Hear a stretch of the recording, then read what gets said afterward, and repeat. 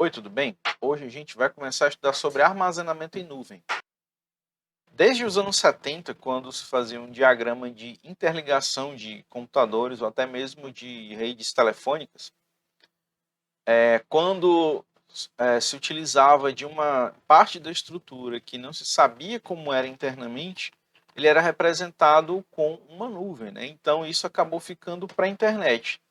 Tá? Nesse exemplo aqui eu tenho duas redes, né? A LAN 0 e a LAN 1, e essas duas redes estão ligadas à internet. Então, por exemplo, para fazer uma ligação desse telefone aqui via internet para esse telefone aqui via internet, é necessário utilizar uma conexão com a internet.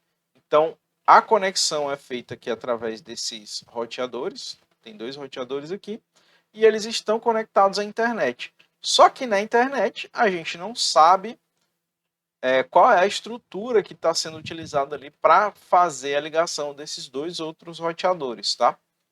Então, o símbolo utilizado para quando não se sabe como é a estrutura sempre foi a nuvem, em um diagrama de rede, de ligação de equipamentos em rede. E acabou que esse termo acabou ganhando mais uso atualmente com as aplicações que a gente tem na internet. Então, sim, nuvem é o termo que a gente vai utilizar para nomear todas as aplicações e serviços que estão disponíveis para a gente, para o usuário, na internet. E a isso se dá o nome de Cloud Computing, ou computação em nuvem. Tá? E a gente tem acesso a isso todos os dias e a gente não para pensar a respeito, mas é esse o termo que a gente deve usar para essas aplicações que estão na internet. Tá? Por exemplo, aqui, leitura de e-mail, né? O Gmail é um serviço de e-mail que está disponível na internet e a gente pode utilizar ele a partir do navegador de internet ou de um dispositivo, né, um aplicativo no nosso dispositivo móvel. Assim como o Classroom, que a gente utiliza, é uma aplicação web, né, ou seja, está em um servidor e ela executa em um servidor, então a gente pode sim dizer que é uma aplicação de cloud computing, assim como também o Google Docs, né, os documentos de texto, planilhas e apresentações do Google que não tem um aplicativo para executar no nosso computador. Eles executam, né, a gente consegue acessar essas aplicações aqui apenas utilizando o navegador de internet. Então, são aplicações em nuvem, né? Então, isso é computação em nuvem. E esse é até o propósito desse tipo de computador, né? Os Chromebooks, que são notebooks que executam o Chrome OS, que é um sistema operacional antigamente, né, inicialmente simplificado, baseado apenas no navegador, né? Então você ligava o computador, ele abria o navegador de internet, né, o Chrome, e você utilizava as aplicações na nuvem, né? O funcionamento desse tipo de computador, quando ele foi elaborado, quando ele foi pensado e colocado no mercado, é que o usuário utilizasse apenas aplicações de cloud computing, não executando nada pesado na máquina, nada pesado no próprio computador aqui localmente. Então todo o processamento era feito na internet, na nuvem, em um servidor na internet. Hoje ele evoluiu bastante, tem mais aplicações offline, né, que independem, diminuiu um pouco essa ideia do cloud computing, porque ele executa um sistema operacional Android no notebook. Então é possível executar aplicações locais, né, não só na nuvem, mas inicialmente a proposta dos Chromebooks era essa, apenas o uso de cloud computing. Tá? E uma das aplicações de cloud computing que a gente utiliza é o cloud storage, né, ou armazenamento em nuvem. Como eu acabei de dizer, são aplicações que são executadas nos servidores, ou seja, é cloud computing, só que elas têm a finalidade de guardar arquivos dos mais diversos. E a gente tem diversas opções, né? Dentre as mais conhecidas, a gente tem o próprio Google Drive, o OneDrive da Microsoft, tem o Mega, tem o iCloud, o Dropbox, entre outros. Então, são serviços que permitem que a gente guarde nossos arquivos em um servidor de internet. Está colocado ali na nuvem, né? Como originalmente era utilizada a nuvem, né, para identificar ou para simbolizar uma estrutura de rede que a gente não tinha conhecimento. Então, a mesma coisa. A gente sabe que vai utilizar a aplicação, mas não sabe qual a infraestrutura que está sendo utilizada para que essa aplicação funcione. E fazer isso, né, o uso do armazenamento em nuvem, tem vantagens e desvantagens. As vantagens é que a gente pode guardar nossos arquivos, né, fazer o backup do conteúdo que a gente quiser e precisar. A gente pode sincronizar esse conteúdo em diversos dispositivos, por exemplo, no meu computador eu posso ter um diretório que eu vou manter ele tanto no meu computador quanto na minha nuvem, né, no meu espaço de armazenamento lá em um desses servidores, e eu posso fazer isso com mais de um computador. Então eu posso ter uma mesma pasta, né, o mesmo diretório com vários arquivos no meu computador localmente, sincronizado com um serviço de armazenamento em nuvem e também com o meu celular, por exemplo. Então posso espalhar meus arquivos em computadores diferentes, e independente se um computador der problema ou não, né, se ele funcionar ou deixar de funcionar, eu vou ter acesso aos meus arquivos, bastando eu ter acesso à internet. E outra vantagem é que a gente consegue fazer isso através de serviços gratuitos na internet. O próprio Google Drive, OneDrive, Dropbox, todos eles a gente pode utilizar sem ter que pagar nada por isso. Porém, é claro, com a sua limitação. E aí que começam as desvantagens. Esses serviços são gratuitos até determinado volume de dados. Por exemplo, o Google Drive, até 15 gigabytes você não paga nada. Então você precisa, digamos, para continuar não pagando nada, você tem que começar a fazer escolhas, né? Quando você está perto do limite. Você tem que apagar coisas que você sabe que não vai precisar mais, para manter o seu volume de dados dentro dos 15 gigabytes. Outra desvantagem é que alguns desses serviços, por exemplo, no caso do Google, mais uma vez o Google Fotos, né, a gente faz foto com o nosso celular, faz backup dessas fotos e elas são mantidas lá no nosso espaço de armazenamento gratuito, né, dos 16 GB aos 15 GB.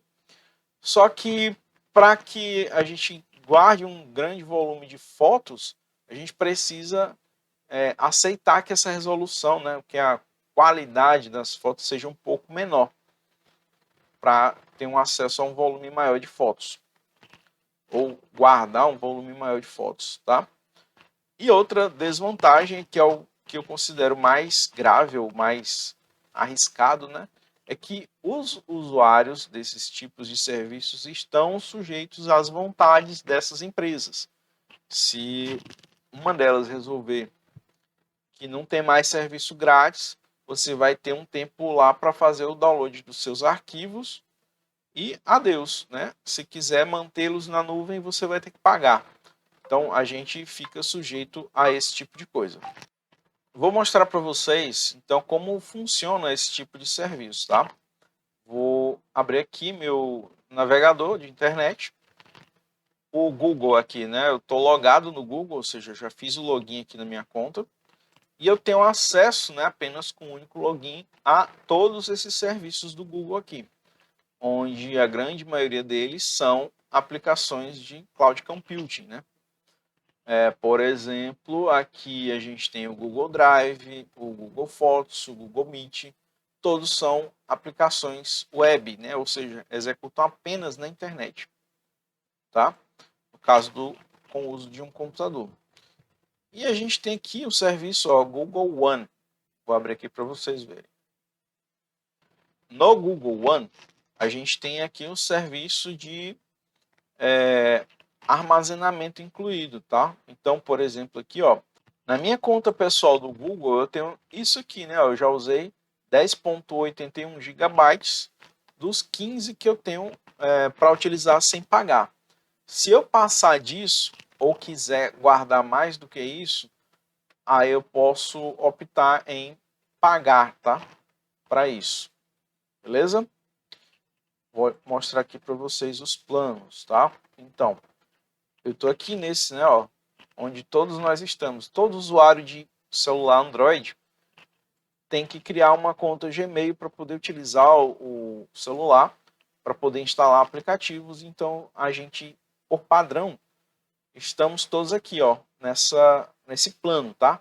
Onde a gente tem 15 GB para guardar fotos, documentos nos e-mails e arquivos no Google Drive, tá?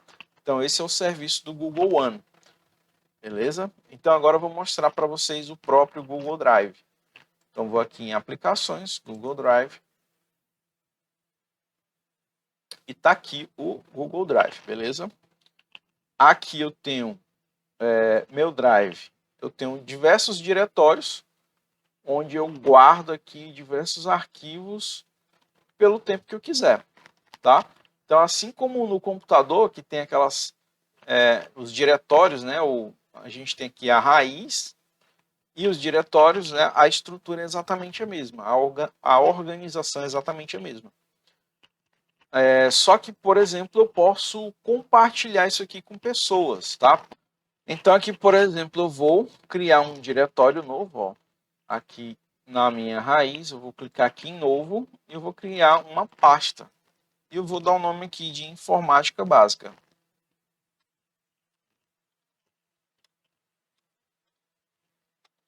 Que é a nossa disciplina. Então, ele vai criar esse diretório. Está aqui o diretório criado. Então, dentro desse diretório, eu posso colocar o arquivo que eu quiser. Vou, por exemplo, fazer o upload aqui dessa aula de hoje. Vou pegar o arquivo do slide, né, e mandar para esse diretório.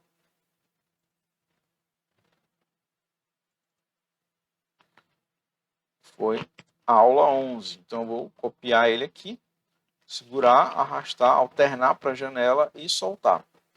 Então, ele está fazendo aqui o upload desse arquivo e pronto, eu tenho esse arquivo salvo. E eu posso compartilhar ele com outras pessoas. Basta que eu clique aqui, né, no arquivo e aqui nesse bonequinho ali, onde eu posso compartilhar. Aí vem as opções de compartilhamento. Eu posso adicionar pessoas ou grupos, ou eu posso gerar um link para que as pessoas com esse link tenham acesso. Tá? Então vamos supor que eu vou escolher uma pessoa, vou colocar aqui a professora Vanessa. Então eu estou compartilhando com a professora Vanessa esse arquivo aqui. Ela vai receber uma notificação por e-mail e um link para acessar esse diretório, só que eu não vou enviar. E eu escolho aqui o nível de acesso dela. Ela pode alterar o arquivo, no caso ela está aqui como editora. Editor. Se eu colocar aqui leitor, ela apenas consegue ver o arquivo sem fazer nenhuma alteração nele. Se eu colocar aqui como comentarista, ela consegue fazer comentários nesses arquivos, mas não consegue alterá-lo. E editor vai ter acesso total, ela pode modificar o arquivo. Ok? Ou eu posso gerar um link aqui, né?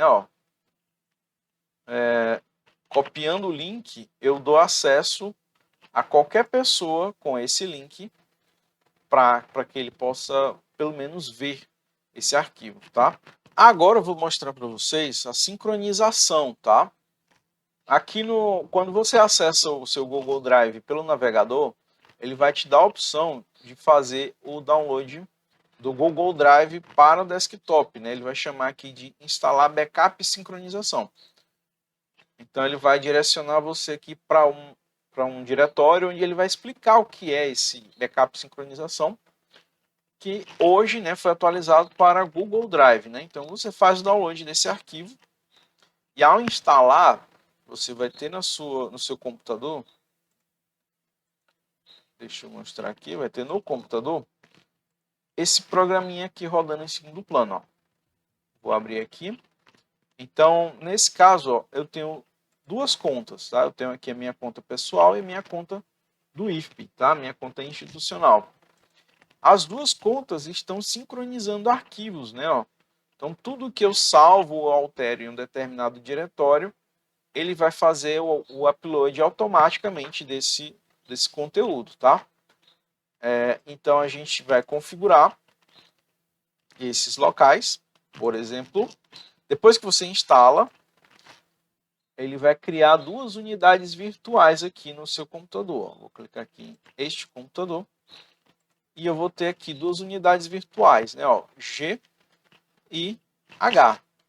A unidade G está associada ao meu Google Drive pessoal, então quando eu clicar aqui, ó, aqui em meu Drive, eu vou ter exatamente tudo que eu tenho no meu Drive lá no navegador. Vou até voltar lá para comparar. Ó.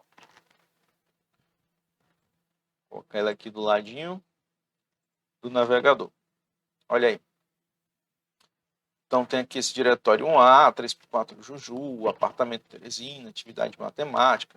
Então tudo que eu tenho aqui no meu Google Drive na nuvem, eu tenho acesso aqui pelo meu computador. Por exemplo, aquele diretório que a gente acabou de criar, né? Informática básica. Ele já apareceu aqui, ó. Ele já está aqui no meu computador. Quando eu clicar para abrir, eu já tenho acesso ao arquivo que eu coloquei lá. Então está sincronizado. Eu posso formatar meu computador, posso, sei lá, de repente o meu computador dá problema, quebra, e eu não vou perder acesso ao meu conteúdo porque está tudo salvo na nuvem, tá? Tá tudo lá em um armazenamento em nuvem, beleza? Aí ele tem algumas indicações para a gente aqui, né? Por exemplo, eu vou aqui no meu Google Drive institucional para mostrar isso aqui. Ele marca aqui com esse desenho, uma nuvem, né? Os arquivos que estão apenas na internet, mas eu tenho acesso a eles por aqui. Basta que eu dê um clique duplo e faça download. Tá? Então, por exemplo, esses arquivos que estão marcados com a nuvem, como eu estou dizendo, eles estão na internet. Mas eu tenho um diretório aqui, ó, aulas 2021.2, né? Ó, olha só. Os demais que têm a nuvem marcada estão apenas no Google Drive na internet, apenas na nuvem. E esse que tem essa marcaçãozinha verde, eu optei por manter também offline. Como eu posso fazer aqui, ó, clicar com direito e ele vai dar essa opção aqui de acesso offline, né? Ó, disponível offline ou somente online. Somente online eu vou ter esse link aqui para abrir o meu conteúdo.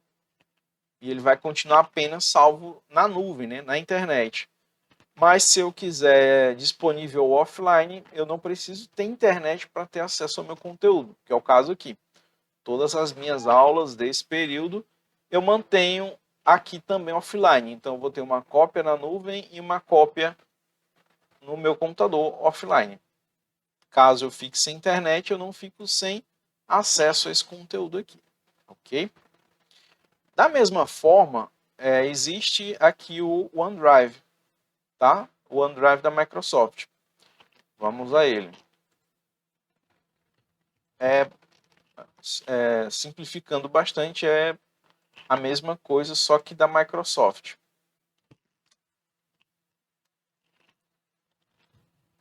OneDrive, vou abrir aqui, link, vou entrar na minha conta. Pronto, estou online aqui, logado na minha conta da Microsoft. E aqui eu tenho meus arquivos. E esses arquivos são exatamente a mesma coisa que eu tenho no meu computador.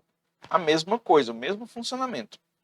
Tá? Aqui no meu aqui localmente, né, eu tenho esse OneDrive aqui, ó, esse caminho aqui, e aqui eu tenho o conteúdo que eu mantenho tanto online quanto offline, tá?